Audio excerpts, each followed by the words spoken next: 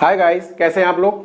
मुझे उम्मीद है कोरोना महामारी के दौरान आप लोग घर पे ही होंगे, अत्यधिक जरूरत होने पर ही घर से बाहर निकल रहे होंगे, सरकार द्वारा दी गई गाइडलाइंस का सख्ती से पालन कर रहे होंगे, अफवाहों से बच रहे होंगे और लोगों को जागरूक करने में लगे होंगे और साथ साथ अपनी स्टडी को भी बहुत अच्छे लेवल पर जारी रखे होंगे। पिछली 3 क्लासों में मैंने आप लोगों को मूल विधि के तहत भारतीय दंड संहिता इंडियन पेनल कोड 1857 पढ़ाया था। जिन लोगों ने चैनल को सब्सक्राइब नहीं कर रखा है वो लोग अभी के अभी सब्सक्राइब कर लें ताकि बाकी की प्लेलिस्ट और आने वाली जो भी वीडियो पड़ती है वो उनको समय से सामने दिखती रहे, कोई भी प्लेलिस्ट में कोई भी वीडियो ढूंढने में उनको दिक्कत ना हो।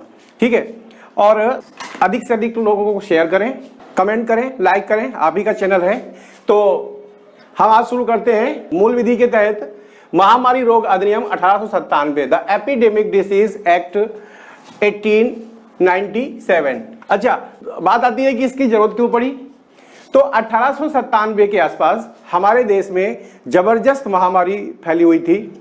उस समय हमारा देश ब्रिटिशर्स के अधीन था, यानी ब्रिटिश भारत कहा जाता था। तो उसी महामारी के दौरान एपिडेमिक डिसीज एक्ट जो है लाने की जरूरत पड़ी।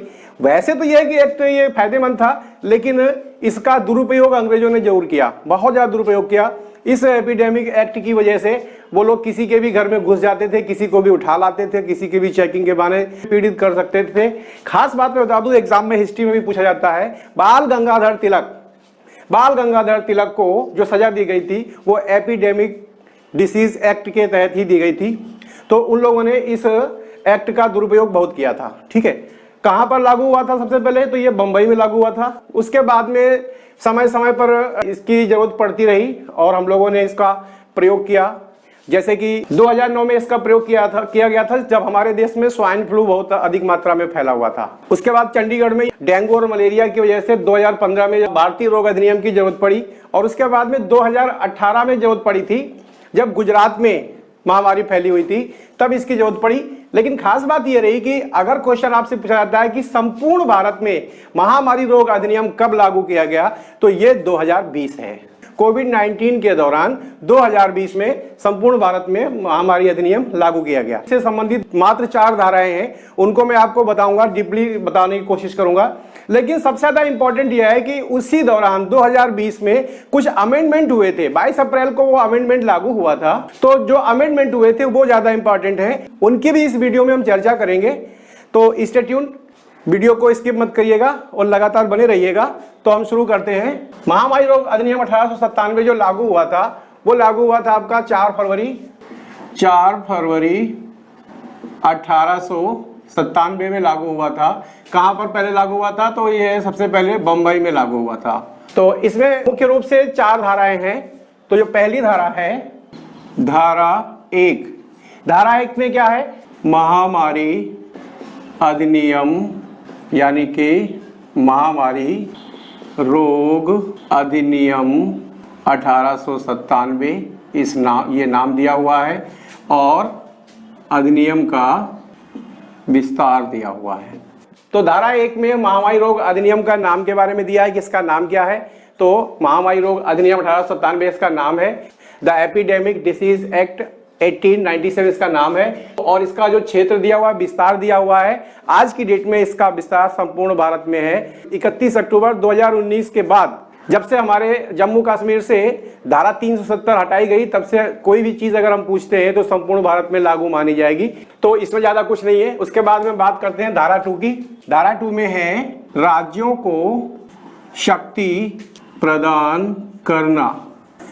धारा 2 के अंतर्गत ये अधिनियम राज्यों को शक्ति प्रदान करता है जब किसी राज्य सरकार को ऐसा लगे कि कोई महामारी या कोई बीमारी संपूर्ण राज्य में या किसी राज्य के किसी क्षेत्र में फैलने वाली है या फैल चुकी है, तो उस कंडीशन में ये महामारी रोग अधिनियम उस राज्य को शक्ति प्रदान करता है कि यदि उसे लगता है कि सरकार द्वारा किए गए उपाय या एक्ट में किए गए उपाय पर्याप्त नहीं है, तो वो राज्य अपने हिसाब से तत्काल तौर पे कोई नियम बना सकता है और उस नियम को महामारी रोग अधिनियम के तहत जनता में प्रसारित कर सकता है। जो भी नियम बनाए गए हैं उससे संबंधित वो मीडिया के माध्यम से, किसी भी माध्यम से जनता तक प्रसारित भी करने की शक्ति राज्यों को प्रदान की गई है। ठीक है, इसके अंतर्गत हम बात करते हैं धारा 2A। धारा 2A क्या कहता है?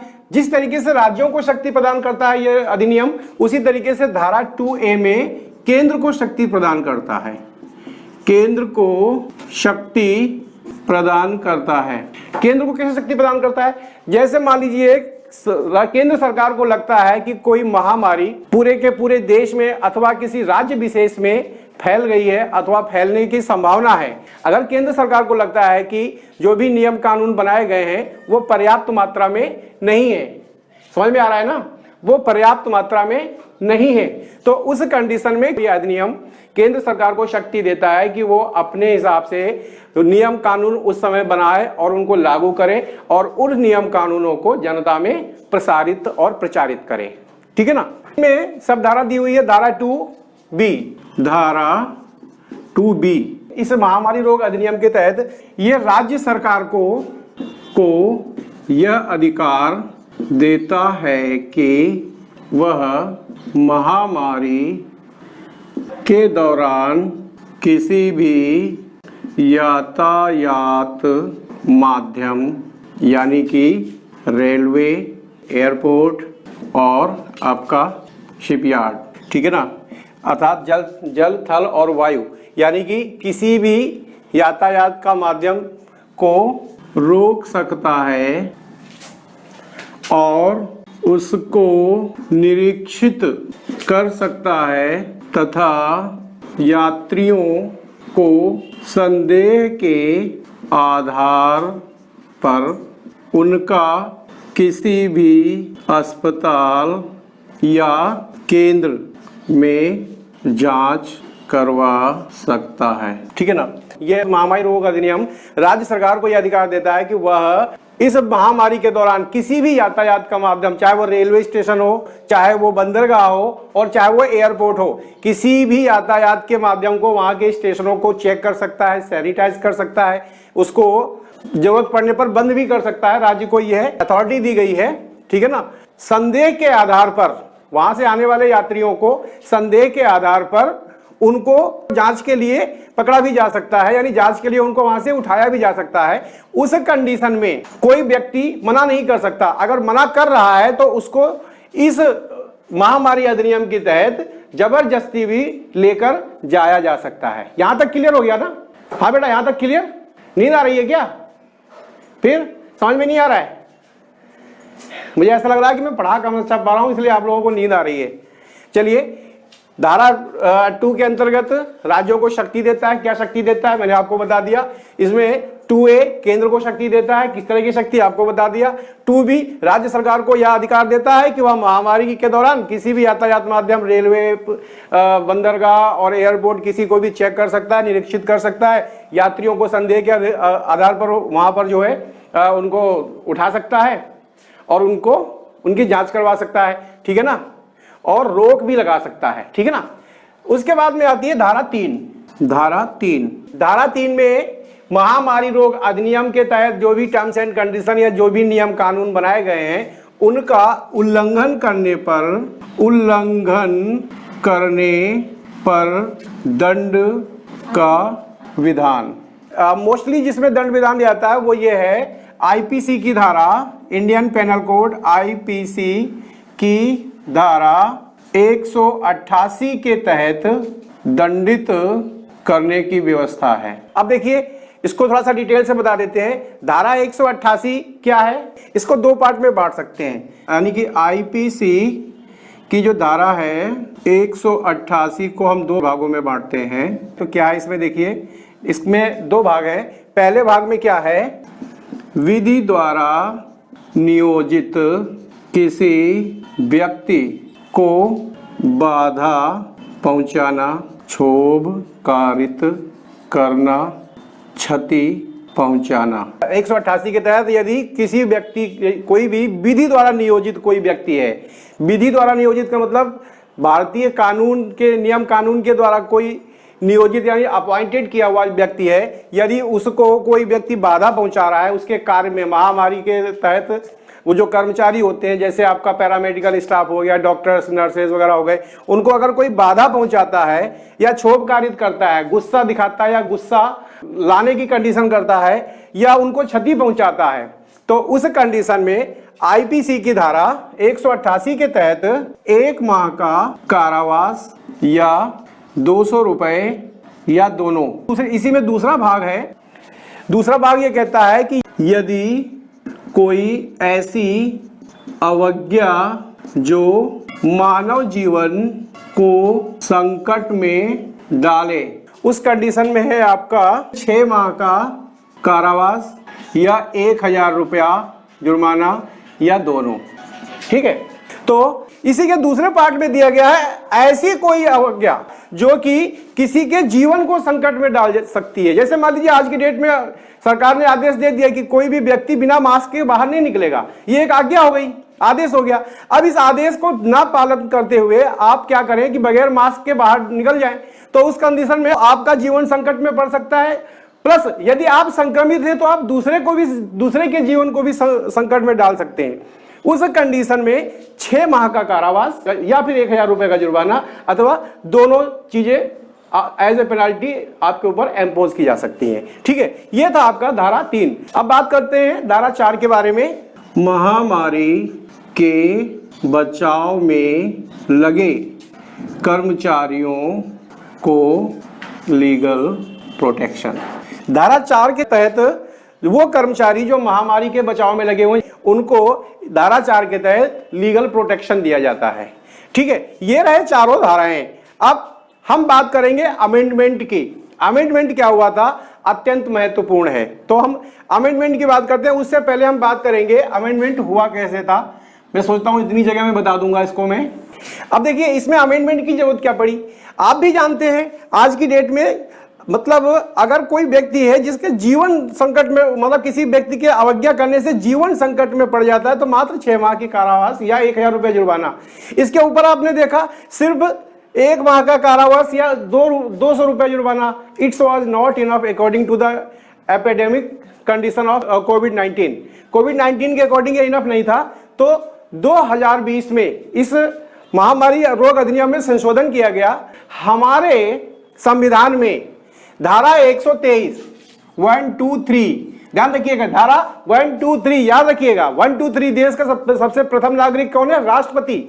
यानी कि हमारे संविधान में धारा 123 राष्ट्रपति को अध्यादेश जारी करने की शक्ति प्रदान करता है। क्या करता है, राष्ट्रपति को अध्यादेश जारी करने की शक्ति प्रदान करता है।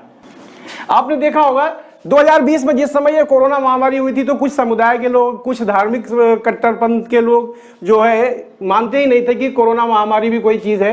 तो वहां पर यदि कोई व्यक्ति पहुंचता था या कोई मेडिकल टीम पहुंचती थी तो उनके ऊपर वो लोग क्षति कारित करते थे, मेडिकल टीम को मार के भगा देते थे, बंधक बना लेते थे, है ना, गाड़ियों में आग लगा देते थे। तो इस तरह की काफी घटनाएं हुई थी। तो आनंद फानंद में तुरंत एक तो तरीका यह है कि दोनों सदन में, उच्च सदन निम्न सदन में जो है कोई नियम पारित किया जाए, बिल लाया जाए, फिर वो उस पर बहस हो, तब उसके बाद में कानून पारित हो। और एक ये होता है कि तुरंत एक अनुच्छेद 123 के तहत राष्ट्रपति को अध्यादेश जारी करने का अधिकार होता है। तो 22 अप्रैल 2020 को राष्ट्रपति के द्वारा अध्यादेश जारी किया गया। ये बहुत इंपॉर्टेंट है, इसको घेरे के अंदर है, याद रखिएगा। यानी कि EDA 1897 में संशोधन के लिए पहला जो संशोधन था वो ये था कि यदि स्वास्थ्य कर्मियों या उससे संबंधित, महामारी से संबंधित अन्य कर्मचारियों की टीम पर हमला होता है तो यह असंज्ञेय और गैर जमानती अपराध माना जाएगा। याद रखना, गैर जमानती अपराध आईपीसी में, इंडियन पेनल कोड में बहुत ही गंभीर अपराध माने जाते हैं। दूसरी कंडीशन ये दी हुई थी इसमें कि यदि स्वास्थ्य कर्मियों के कार्यस्थल या आवास पर हमला होता है तो यह भी गैर जमानती और असंज्ञेय अपराध माना जाएगा, असंज्ञेय अपराध माना जाएगा। अब ये तो हो गई कंडीशन। फिर उसके बाद में हम बात करते हैं दंड वसूलने की, यानी कि यदि स्वास्थ्य कर्मियों की टीम पर हमला होता है तो असंज्ञेय या गैर जमानती अपराध माना जाएगा। मैंने कहा कि असंज्ञेय और गैर जमानती अपराध इंडियन पेनल कोड में बहुत ही गंभीर प्रवृत्ति के अपराध माने जाते हैं। और यदि कोई स्वास्थ्य कर्मियों के कार्यस्थल पर, यानी कि क्लिनिक पर, हॉस्पिटल में या उनके घर पर, उनके आवास पर कोई हमला करता है या क्षति कारित करता है तो यह भी असंज्ञेय और गैर जमानती अपराध माना जाएगा। इसके तहत दंड का विधान है। तो देखिए दंड क्या क्या है, 3 तरह का दंड विधान इसमें दिया हुआ है। मोस्ट इंपॉर्टेंट चीज है, इसको छोड़िएगा मत। पहला है मेडिकल टीम पर या संबंधित टीम पर हमला किया जाता है तो उस कंडीशन में घटना की गंभीरता के आधार पर कम से कम 3 माह और अधिक से अधिक 2 वर्ष का कारावास अथवा 50,000 से लेके 5 लाख रुपए तक का अर्थदंड या दोनों उसके ऊपर इम्पोज किए जा सकते हैं। You have to do the comparison between the epidemic disease act 87 and the amendment of April 2020। The punishment condition में बहुत ज्यादा डिफरेंस आ गया है। तो दंड विधान में क्या है, पहली चीज मेडिकल टीम या संबंधित कर्मियों पर हमला होने पर घटना की गंभीरता के आधार पर कम से कम 3 माह से लेके 2 वर्ष तक का कारावास या 50,000 से लेकर 2 लाख रुपए तक का अर्थदंड या दोनों उसके ऊपर इम्पोज किए जा सकते हैं। ठीक है। उसके बाद में दूसरी कंडीशन कहां पर लाए भाई, ये तो भर गया। दूसरी कंडीशन है इसमें गंभीर हमला होने पर 6 माह से 5 साल का कारावास या 1 लाख से 5 लाख रुपए तक का अर्थदंड। सॉरी ये गलत हो गया है, यहाँ पर 7 वर्ष का है, 7 वर्ष का कारावास, तो फिर यहाँ भी गलत हो सकता है, यहाँ 5 वर्ष का है। 1 लाख रुपए से 5 लाख का जुर्माना या दोनों। उसके बाद में तीसरी कंडीशन है, अगर स्वास्थ्य टीम पर कोई माली नुकसान पहुंचाने पर, माली नुकसान यानी कि संपत्ति का नुकसान होने की कंडीशन में उस समय के मूल्य के 2 गुना वसूली। ठीक है। अब देखिए दंड विधान क्या हुआ है। पहली कंडीशन दी हुई है, मेडिकल टीम के कर्मियों पर हमला होने पर घटना की गंभीरता के आधार पर कम से कम 3 माह और अधिक से अधिक 5 साल की जेल हो सकती है, यानी कि सजा हो सकती है, या फिर 50,000 रुपए से 2 लाख रुपए तक का जुर्माना लगाया जा सकता है, या दोनों हो सकते हैं। उसके अलावा यदि गंभीर हमला होता है, यानी कि ऐसा हमला जिसमें मृत्युकारी तक होने की कंडीशन है, ध्यान रखिएगा, इसमें 6 माह से 7 वर्ष, 7 वर्ष की सजा आपको शायद ध्यान हो, चैप्टर 16 में धारा 307 में मैंने आपको पढ़ाया था, धारा 307 में और धारा 304B में पढ़ाया था, जिसमें 7 वर्ष का कारावास था, यानी कि किसी को आप अटेम्प्ट टू मर्डर करते हैं तो उस कंडीशन में 7 साल की कारावास थी। तो इसमें भी 6 माह से लेकर 7 वर्ष की कारावास है गंभीर हमला होने पर मेडिकल टीम पर, या 1 लाख रुपए से 5 लाख रुपए तक का जुर्माना है, या फिर दोनों इंपोज किए जा सकते हैं, दोनों दंड आपके ऊपर दिए जा सकते हैं। इसके अलावा तीसरी कंडीशन ये थी कि स्वास्थ्य कर्मियों पर जो हमला होता था उनकी गाड़ियां क्षतिग्रस्त कर दी जाती थी, उनकी सैनिटाइजिंग मशीन, मास्क वगैरह सब नष्ट कर दिए जाते थे।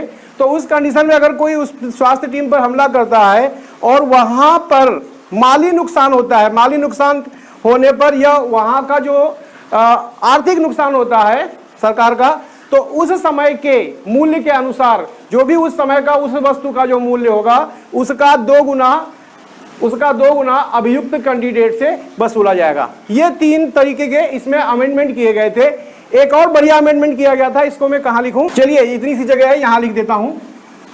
एक अमेंडमेंट और ये किया गया था कि अगर इस तरह की कंडीशन होती है और पुलिस उस व्यक्ति को गिरफ्तार करती है, किसी भी व्यक्ति को या किसी समुदाय के लोगों को जो घटना को संगीन बनाने की कोशिश कर रहे थे, उनको यदि पुलिस गिरफ्तार करती है तो अधिक से अधिक 30 दिन, यानी 30 दिन के अंदर उसको संबंधित अधिकारी के सामने या मजिस्ट्रेट के सामने पेश करना होगा।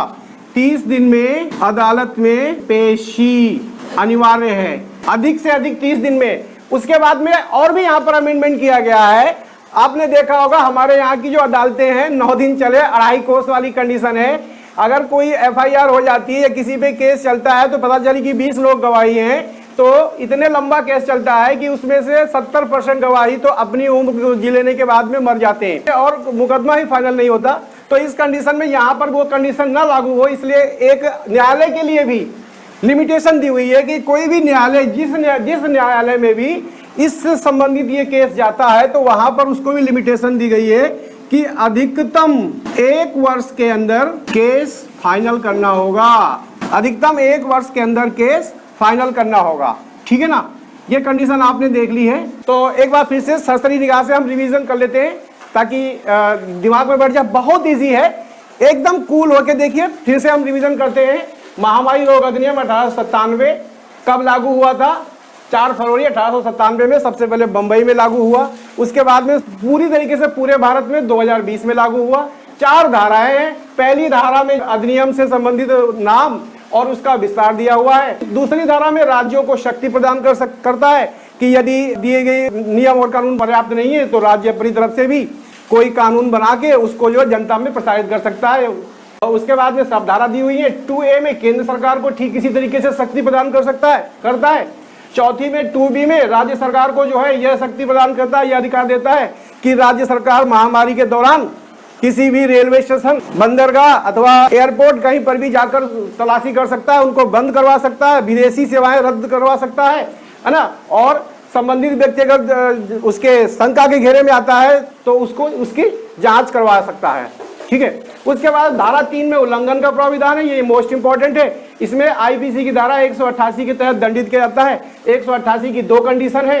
विधि द्वारा नियोजित यदि कोई व्यक्ति है, उसको यदि कोई व्यक्ति क्षतिकारित पहुंचाता है, बाधा करता है, गुस्सा दिलाता है, किसी भी तरीके का नुकसान होता है तो उस कंडीशन में उसको 1 माह का कारावास, 200 रुपए का जुर्माना या दोनों हो सकता है। और यदि कोई ऐसी अवज्ञा करता है कि वह मानव जीवन को संकट में डाले तो उस कंडीशन में 6 माह का कारावास तो 1000 रुपए का जुर्माना या दोनों हो सकते हैं। धारा 4 कहती है महामारी के बचाव में लगे कर्मियों की लीगल प्रोटेक्शन, यानी कि इस धारा के अंतर्गत जो कर्मचारी होते हैं महामारी में लगे होते हैं उनको लीगल प्रोटेक्शन दी जाती है। ठीक है, इतनी कंडीशन हो गई। उसके बाद में अमेंडमेंट हुआ था 123 के तहत राष्ट्रपति के अध्यादेश जारी करने के अधिकार के तहत 22 अप्रैल 2020 को अमेंडमेंट हुआ था। अमेंडमेंट में मुख्यतः 3 अमेंडमेंट हुए थे, जिसमें पहले कंडीशन दी गई, फिर दंड का विधान दिया गया। पहली में क्या हुआ, यदि स्वास्थ्य कर्मियों की टीम पर कोई हमला करता है तो असंज्ञेय अपराध माना जाएगा और गैर जमानती अपराध माना जाएगा, जमानत भी नहीं होगी। मैंने आपको बताया था आईपीसी में यह गंभीर अपराध कहा जाता है। दूसरा, यदि उनके स्वास्थ्य कर्मियों के कार्यस्थल या उनके घर पर कोई हमला करता है तो भी यह गैर जमानती असंज्ञेय अपराध माना जाएगा। अब उसके बाद में दंड विधान क्या था, मेडिकल टीम या कर्मियों पर हमला करने पर गंभीरता के आधार पर कम से कम 3 माह और अधिक से अधिक 5 वर्ष का कारावास या 50,000 से लेकर 2 लाख रुपए तक का जुर्माना या दोनों के ऊपर इम्पोज किया जा सकता है। दूसरी कंडीशन थी गंभीर हमला, यानी कि अगर मृत्यु कारित होने की कंडीशन तक की अगर हमला करता है तो 6 माह से 7 वर्ष का कारावास, 1 लाख रुपए से 5 लाख रुपए तक का जुर्माना या दोनों हो सकता है। तीसरी चीज, माली नुकसान होने पर, यानी टीम पर अगर कोई नुकसान पहुंचाता है, टीम की गाड़ी वगैरह या उनके इंस्ट्रूमेंट वगैरह तोड़ता है तो उस कंडीशन में उस समय के कंटेम्परेरी, यानी कि उस समय के अनुसार जो भी उन वस्तुओं का जो मूल्य होगा, उन वस्तुओं के मूल्य के 2 गुना पैसे वसूले जाएंगे। किससे? उन आरोपियों से। ये चीज थी।